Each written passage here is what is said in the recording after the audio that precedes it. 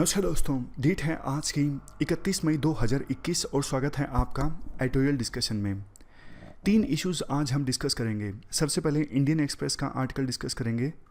Dairy sector आज के समय में महामारी के दौर में किन चैलेंजेस का सामना कर रहा है और क्या किया जा सकता है उन चैलेंजेस को एड्रेस करने के लिए। थोड़ा इसमें वैल्यू एडिशन भी करेंगे, कुछ एक्स्ट्रा पॉइंट्स ऐड करके। दूसरा इशू हम डिस्कस करेंगे लक्षद्वीप से संबंधित।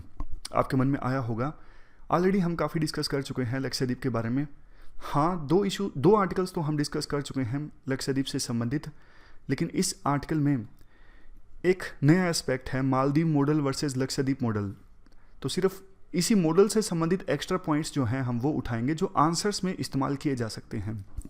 देखो, जब भी आपको डिसाइड करना हो ना कि कौन सा आर्टिकल इंपॉर्टेंट है, कौन सा आर्टिकल इंपॉर्टेंट नहीं है, आप ये देखो कि किस आर्टिकल के पॉइंट्स आप आंसर्स में इस्तेमाल कर सकते हो।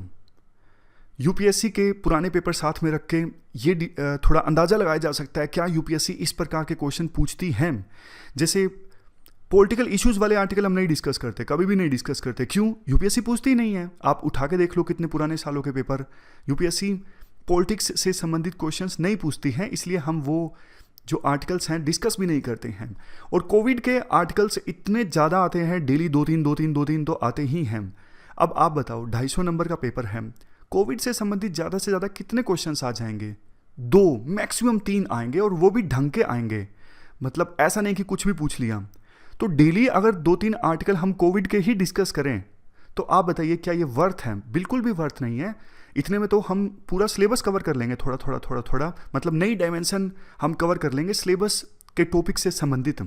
लक्षद्वीप के आर्टिकल को डिस्कस करने के बाद तीसरा जो इशू हम डिस्कस करेंगे वो होगा किससे संबंधित? आउटर स्पेस के एक्सप्लोरेशन से संबंधित। थोड़ा पुराना आर्टिकल है लेकिन काफ़ी अच्छा आर्टिकल है, आउटर स्पेस के एक्सप्लोरेशन से संबंधित। फर्स्ट आर्टिकल में हम डिस्कस करेंगे किस प्रकार से महामारी के दौर में हमारे देश में डेयरी सेक्टर चैलेंजेस का सामना कर रहा है।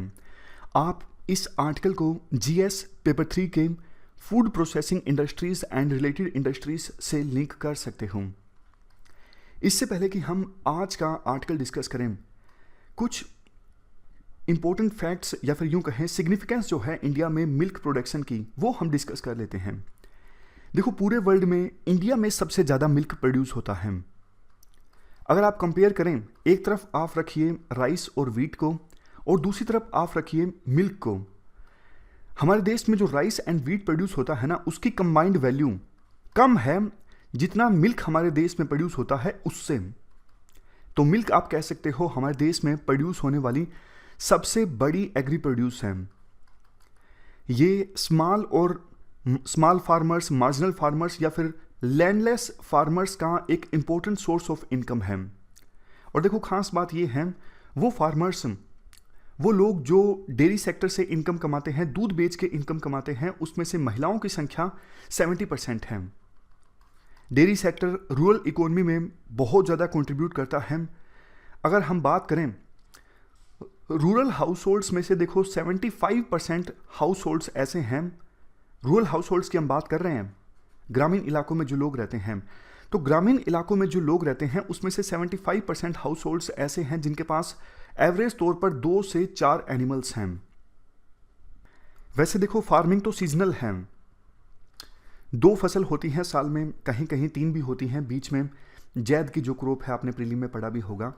लेकिन डेयरी सेक्टर से इनकम जो है फार्मर्स के लिए एवरग्रीन है, पूरे साल चलती रहती है। तो ये रेगुलर सोर्स ऑफ इनकम है फार्मर्स के लिए।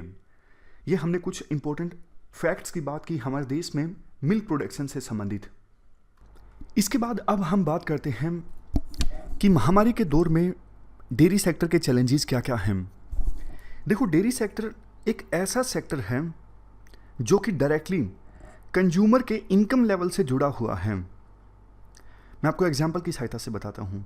देखो, हमारे देश में जो गरीब लोग हैं या फिर लोअर मिडिल क्लास के लोग हैं, अगर उनको अच्छी इनकम हो रही है तो उनके द्वारा दूध परचेज़ किया जाता है, ज़्यादा बच्चों को दूध पिलाया जाता है। लेकिन अगर इनकम लेवल अच्छा नहीं है तो बिल्कुल जितने दूध की आवश्यकता है चाय बनाने के लिए उतना ही परचेज़ किया जाएगा, ज़्यादा नहीं। तो महामारी के कारण लॉकडाउन लगे, और जैसा हमने पास्ट में काफ़ी आर्टिकल्स डिस्कस किए हैं, हमारे देश में एक बड़ा वर्ग ऐसा है जिनका इनकम लेवल कम हुआ इस महामारी के दौर में, तो फिर उन्होंने दूध कंजप्शन में कटौती की और इसका सीधा सीधा असर देखने को मिला डेयरी सेक्टर पर। नेक्स्ट पॉइंट, देखो महामारी के दौरान लोग थोड़ी ज़्यादा सतर्कता यानी सावधानी बरत रहे हैं। तो पहले जितने डेयरी फार्मर्स घर घर जाके दूध डिलीवर करते थे उसमें कमी आई है। मतलब कमी का रीज़न कुछ भी हो सकता है कि हाउस होल्ड्स ने इस प्रकार से दूध लेना कम कर दिया हो, या फिर डेयरी फार्मर्स खुद ही सावधानी बरत रहे हों कि हम इतने लोगों के संपर्क में आएंगे तो वायरस का इन्फेक्शन हो सकता है, इसलिए उन्होंने इन गतिविधियों को कम कर दिया है। अब डेयरी फार्मर्स फिर दूध बेच किसी रहे हैं, क्वेश्चन ये उठता है। मजबूरी में देखो डेयरी फार्मर्स को अपना दूध बेचना पड़ रहा है मिल्क कोऑपरेटिव्स को। अब मिल्क कोऑपरेटिव्स आगे दूध को बेच देती हैं अमूल जैसी कंपनीज को। बट दिक्कत ये है, ये जो मिल्क कोऑपरेटिव्स होती हैं ना, ये सस्ते दामों में मिल्क फार्मर्स से दूध परचेज करती हैं।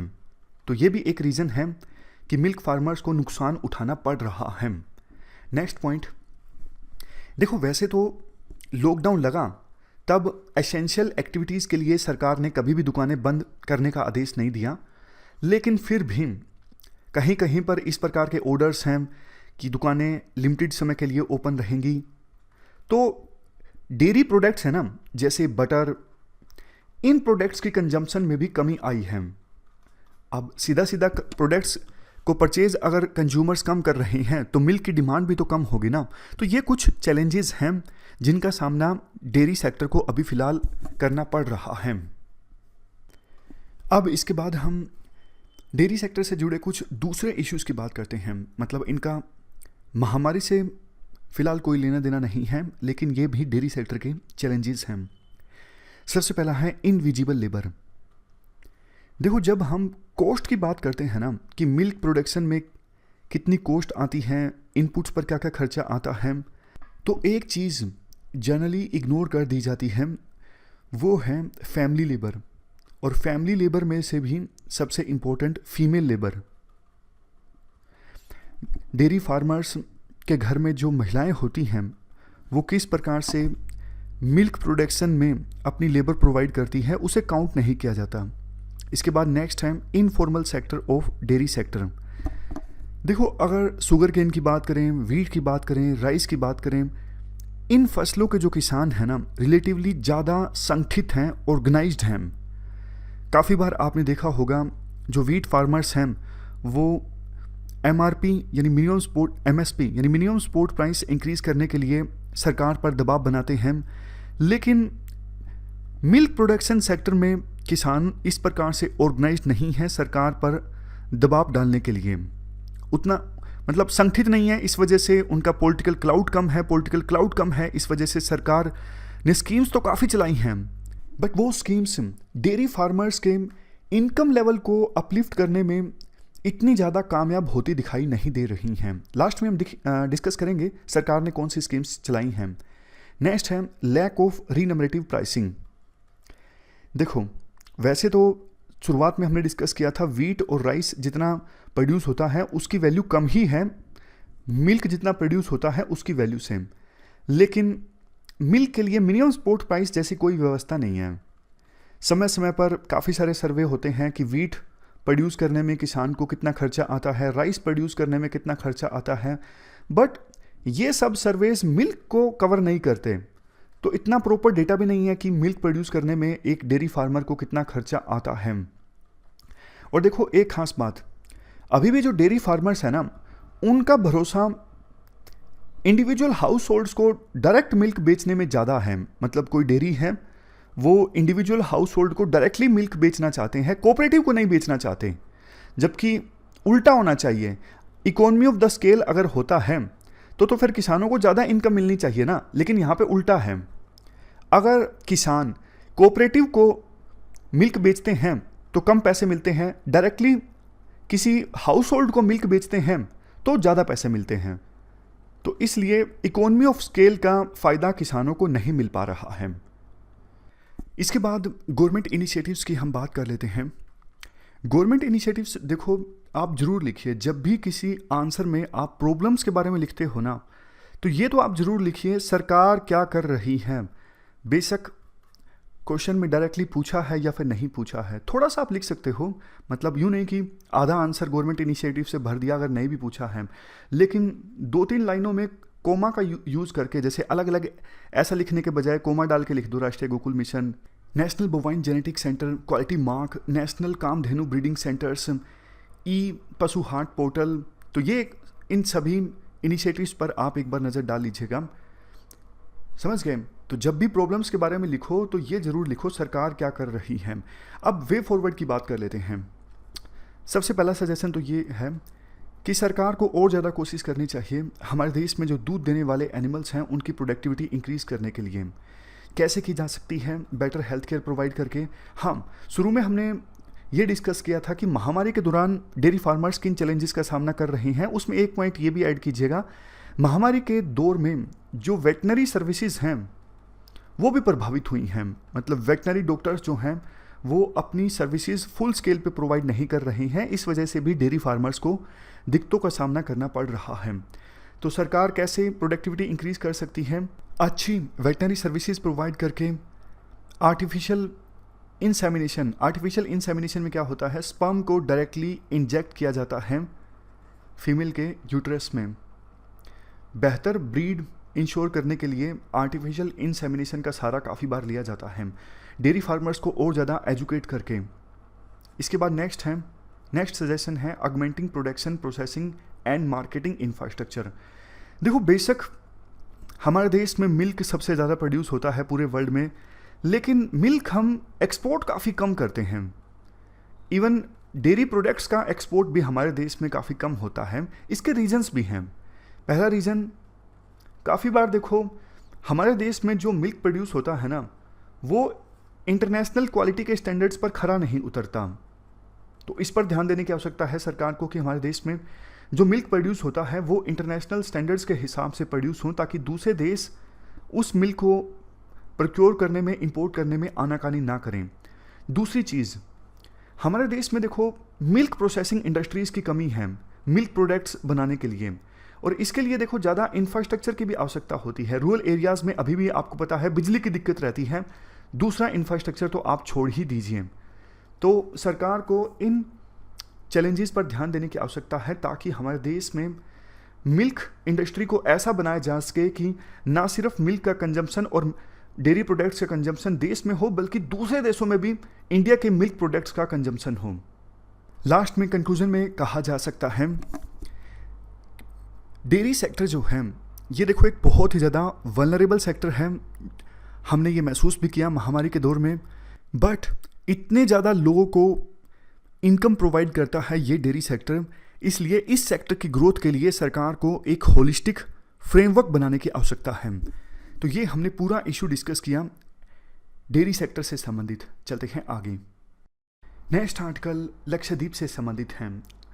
आप जीएस पेपर 2 के इस टॉपिक से आर्टिकल को रिलेट कर सकते हो। देखो, ये तीसरा आर्टिकल है जो हम लक्षद्वीप से संबंधित डिस्कस कर रहे हैं। तो इसमें सिर्फ नए पॉइंट्स हम डिस्कस करेंगे। ऑलरेडी कंटेक्स्ट और इशू से आप वाकिफ हो कि लक्षद्वीप का जो एडमिनिस्ट्रेशन है काफ़ी सारे नए रूल्स लेके आया, जिसको लेके विवाद उत्पन्न हो गया है। नए रूल्स जैसे कि 2 चाइल्ड पॉलिसी, इलीगल बुचड़खाने जो हैं उनको बंद कर दिया गया है नए रूल्स के अकॉर्डिंग, और 1 साल तक प्रिवेंटिव डिटेंशन से संबंधित प्रोविज़न है। इस प्रकार के अनेकों प्रोविजंस हैं जिनको लेकर कंट्रोवर्सी पैदा हुई है। एक साइड के एक्सपर्ट्स ये कहते हैं लक्षद्वीप जहाँ पर सदियों से डेवलपमेंट नहीं आई है, लक्षद्वीप को डेवलप करने के लिए मालदीव मॉडल के हिसाब से ये सारे रूल्स लाए गए हैं, जबकि दूसरा पक्ष ये कहता है लोकल कल्चर को डिस्ट्रॉय करने की कोशिश की जा रही है और मालदीव की इकोलॉजी जो ऑलरेडी काफ़ी ज़्यादा फ्रेजाइल है वो और ज़्यादा फ्रेजाइल होगी नए रूल्स के हिसाब से। तो आज यही डिबेट है। एक तरफ मालदीव मॉडल, सरकार ये कहती है, मतलब प्रफुल्ल पटेल जो एडमिनिस्ट्रेटर हैं लक्षद्वीप के, वो ये कहते हैं लक्षद्वीप जो बिल्कुल नज़दीक है मालदीव के मॉडल के तर्ज पर लक्षद्वीप को डेवलप किया जाएगा, ताकि यहाँ पे भी ज़्यादा से ज़्यादा टूरिज़्म आए, जिसका फ़ायदा ना सिर्फ लक्षद्वीप को हो बल्कि इंडिया को भी हो। मालदीव के टूरिज्म सेक्टर के बारे में तो देखो आपको पता है कितने टूरिस्ट हर साल मालदीव में जाते हैं, और अगर हम लक्षद्वीप को मालदीव की तर्ज पर डेवलप करें तो लक्षद्वीप में भी आने वाले टूरिस्ट की संख्या जो है वो बढ़ जाएगी। समझ गए? तो ये एक डिबेट है। आज इस आर्टिकल के राइटर तो देखो ये बोलते हैं कि मालदीव का फिलहाल का जो मॉडल है वो सही है, जो कुछ चल रहा है वो चलते रहना चाहिए। मालदीव के तर्ज पर लक्षद्वीप को डेवलप नहीं किया जा सकता क्योंकि काफ़ी सारे चैलेंजेस हैं। पहला चैलेंज तो ये है, कहने में मालदीव और लक्षद्वीप सेम हैं, बट लक्षद्वीप में जो पॉपुलेशन डेंसिटी है वो मालदीव की अपेक्षाकृत ज़्यादा है। क्लाइमेट चेंज का ज़्यादा असर हो रहा है लक्षद्वीप के ऊपर, और मालदीव में ऐसे आइलैंड्स की संख्या काफ़ी ज़्यादा है जो अनहैबिटेड है, मतलब वहाँ पे लोग नहीं रहते हैं। इसके बाद राइटर ये भी बोलते हैं, देखो ये झूठ है ये कहना कि लक्षद्वीप की पिछले 70 सालों में डेवलपमेंट नहीं हुई है। अपने इस व्यू पॉइंट के पक्ष में राइटर काफ़ी सारे आर्ग्यूमेंट्स देते हैं, जैसे लक्षद्वीप में लिटरेसी 100% है, रेन वाटर हार्वेस्टिंग की फैसिलिटीज़ सबसे पहले लक्षद्वीप में गवर्नमेंट बिल्डिंग्स में इंट्रोड्यूस की गई थी। अभी हर एक घर में रेन वाटर को हार्वेस्ट करने की फैसिलिटीज़ उपलब्ध हैं। लक्षद्वीप में जितनी लाइटनिंग होती है 10% लाइटनिंग तो देखो सोलर पैनल्स की सहायता से होती है, ये काफ़ी ज़्यादा एडवांस्ड है। इसके बाद राइटर कहते हैं, देखो ये बात सच है, लक्षद्वीप को डेवलपमेंट की आवश्यकता है, लेकिन किस प्रकार की डेवलपमेंट आनी चाहिए इस पर डिबेट हो सकती है। सरकार जो प्रोविजंस लेके आई है ना, एडमिनिस्ट्रेशन जो प्रोविजंस लेके आए हैं ना, उससे डेवलपमेंट नहीं आएगी। क्यों? क्योंकि जो रूल सरकार लेके आई है, जैसे काउ स्लैटर बैन, गाय हैं ही नहीं, सिर्फ जो गवर्नमेंट के डेयरी फार्म्स हैं सिर्फ वहीं पर गाय हैं, अदरवाइज लक्षद्वीप में गाय नहीं हैं।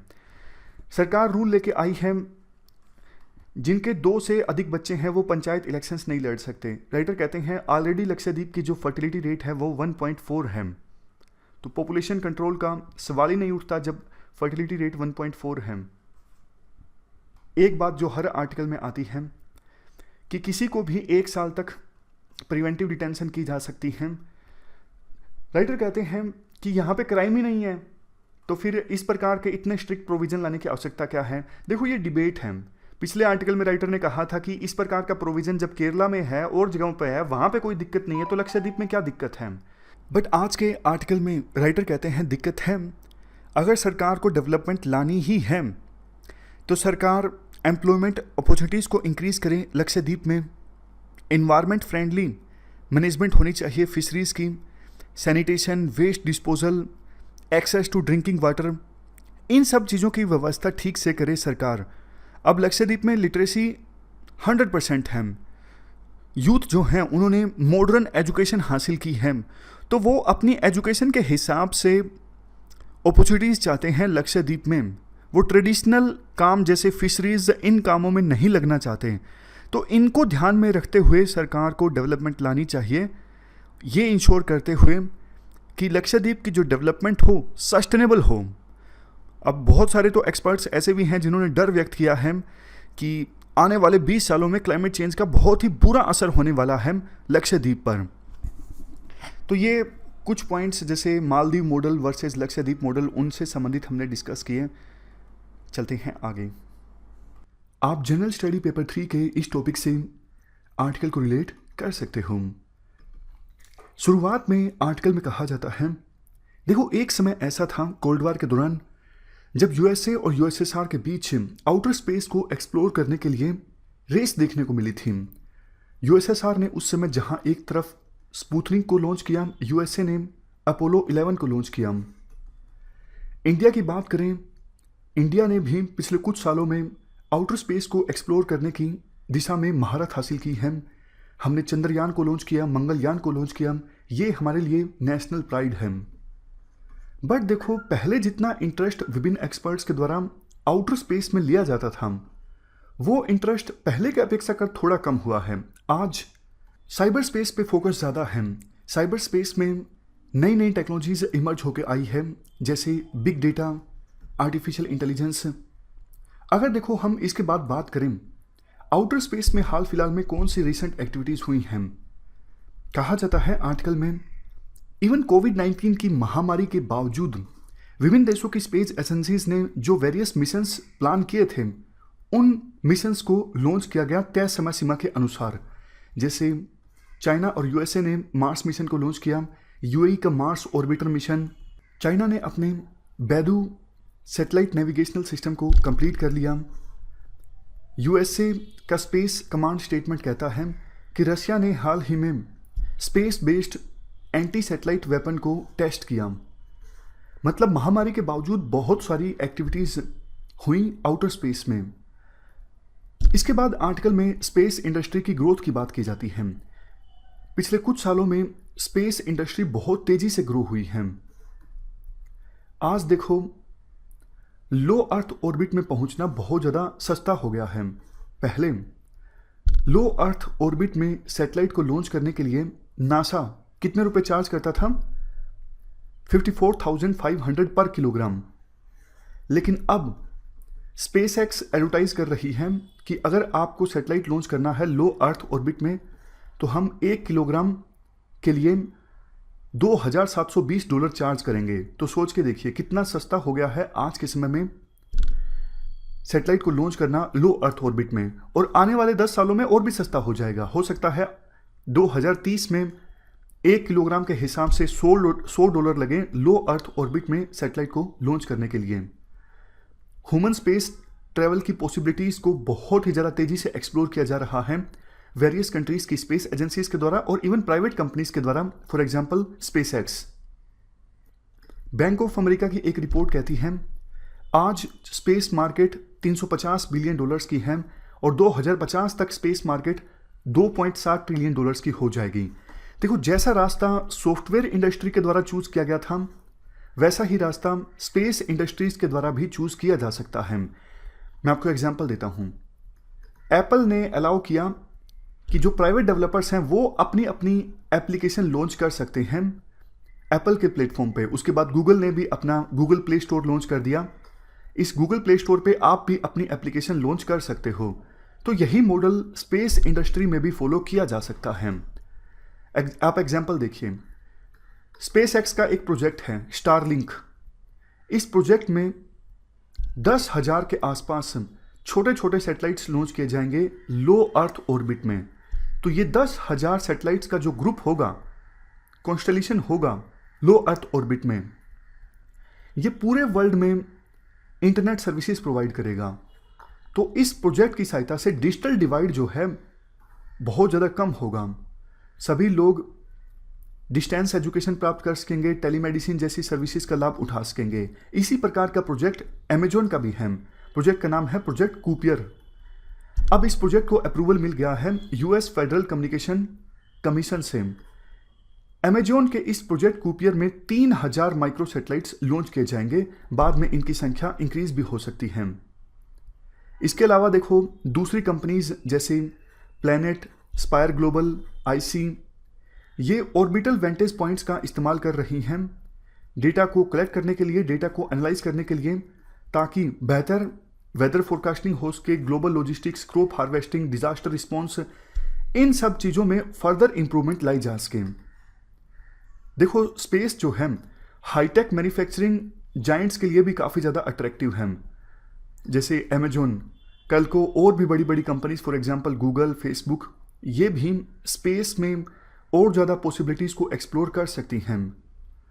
तो ये तो हमने बात की आउटर स्पेस सेक्टर में ग्रोथ की। अब इसके बाद राइटर चैलेंजेस की भी बात करते हैं। चैलेंजेस भी काफ़ी सारे हैं आउटर स्पेस को एक्सप्लोर करने में।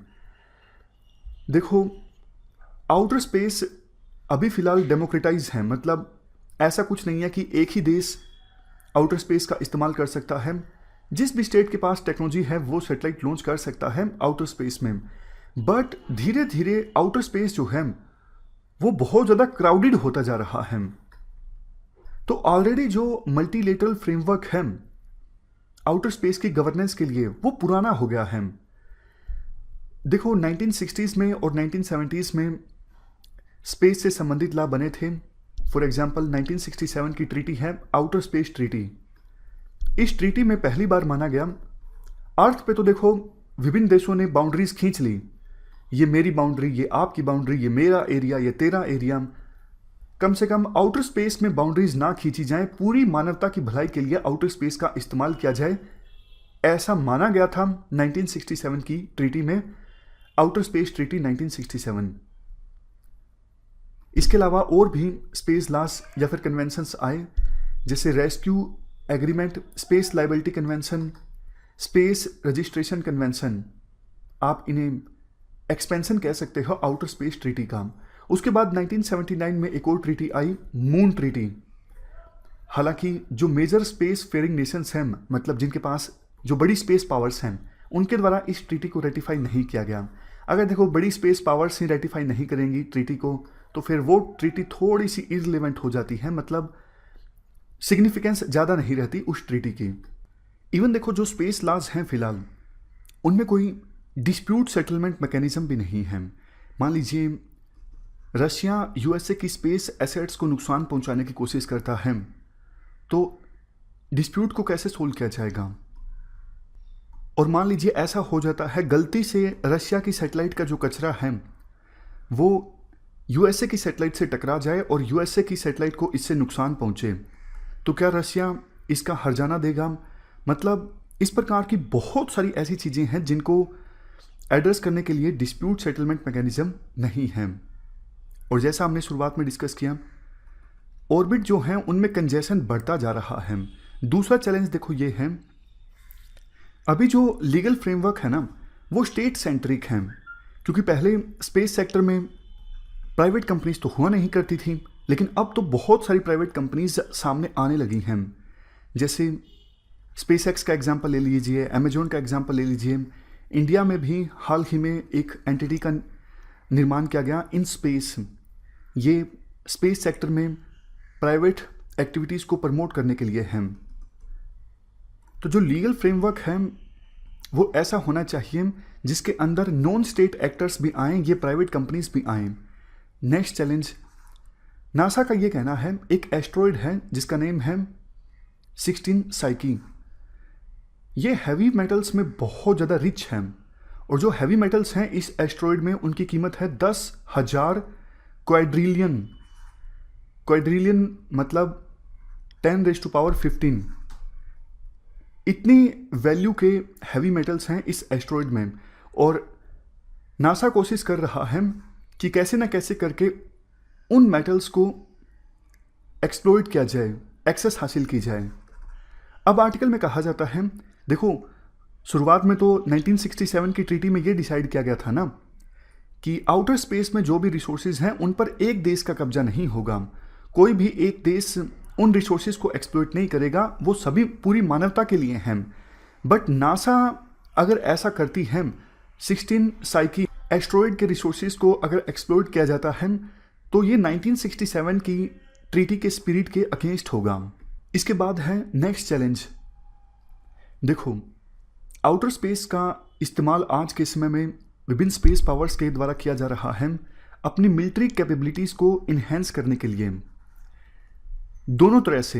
एक तो देखो जो सैटेलाइट्स लॉन्च किए जाते हैं, फॉर एग्जांपल कम्युनिकेशन सैटेलाइट, उन सैटेलाइट्स का इस्तेमाल होता है ग्राउंड लेवल पे मिलिट्री कैपेबिलिटीज़ को स्ट्रेंथन करने के लिए।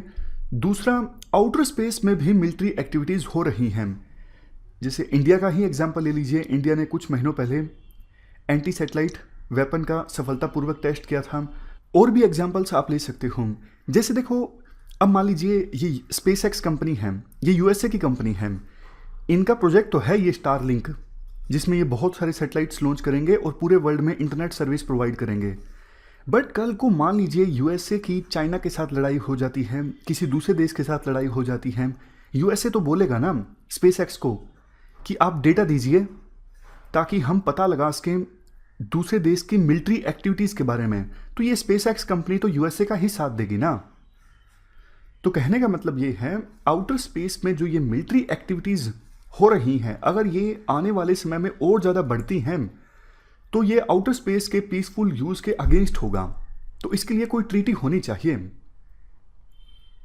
2008 में चाइनीज़ और रशियन बैक्ड ट्रीटी प्रपोजल आए थे, जिनको अपडेट भी किया गया 2014 में, लेकिन लीगल, टेक्निकल और पॉलिटिकल रीजंस के कारण कॉन्फ्रेंस ऑन डिसआर्मामेंट तक ये नहीं पहुंच के, इसके अलावा यूरोपियन यूनियन का international code of conduct for outer space activities, इसको भी ज़्यादा बल नहीं मिला, मतलब ज़्यादा आगे ये कोड ऑफ कंडक्ट नहीं बढ़ सकी। और आज तो आपको पता है कितनी ज़्यादा लड़ाई है विभिन्न देशों के बीच, ग्रुप सा बना हुआ है, एक तरफ चाइना रशिया ये देश हैं, दूसरी तरफ जापान यूएसए ये सब देश हैं, तो किसी ट्रीटी का साइन होना बहुत ही मुश्किल है। अब लास्ट में इंडिया के एंगल की बात की जाती है। इंडिया ने भी स्पेस में बहुत ज़्यादा इन्वेस्ट किया है, हमारी स्पेस एजेंसी भी काफ़ी सारे मिशंस को लॉन्च करने वाली है आने वाले दिनों में, जैसे मून पर landing, first Indian solar observatory, first manned space flight mission, और सबसे लास्ट में अपना खुद का स्पेस स्टेशन इस्टेब्लिश करना 2030 में। ये हमारी कुछ आने वाले दिनों में स्पेस एक्टिविटीज़ रहने वाली हैं। तो इनसे जाहिर होता है इंडिया भी अपने आप को एक बड़ी स्पेस पावर के रूप में देखता है, लेकिन इसके लिए हमारे देश में कानून होना ज़रूरी है स्पेस सेक्टर को रेगुलेट करने के लिए। जैसा शुरुआत में हमने डिस्कस किया था, इन स्पेस एक बॉडी इस्टेब्लिश की गई है, डिपार्टमेंट ऑफ स्पेस के अंदर ये बॉडी आती है प्राइवेट सेक्टर की एक्टिविटीज़ को प्रमोट करने के लिए और रेगुलेट करने के लिए। बट देखो, हमें एक स्पेस लेजिस्लेशन की भी आवश्यकता है जो टेक्निकल, लीगल, कॉमर्शियल, डिप्लोमेटिक और डिफेंस गोल्स के बीच एक सामंजस्य स्थापित कर सके। इसके साथ साथ इंडिया को आवाज़ उठानी चाहिए कि आउटर स्पेस को रेगुलेट करने के लिए ग्लोबल गवर्नेंस, रेगुलेटरी और आर्म्स कंट्रोल के लिए भी कोई ट्रीटी होना जरूरी है। इस डिस्कशन में फिलहाल इतना ही है। Thank you very much for discussion.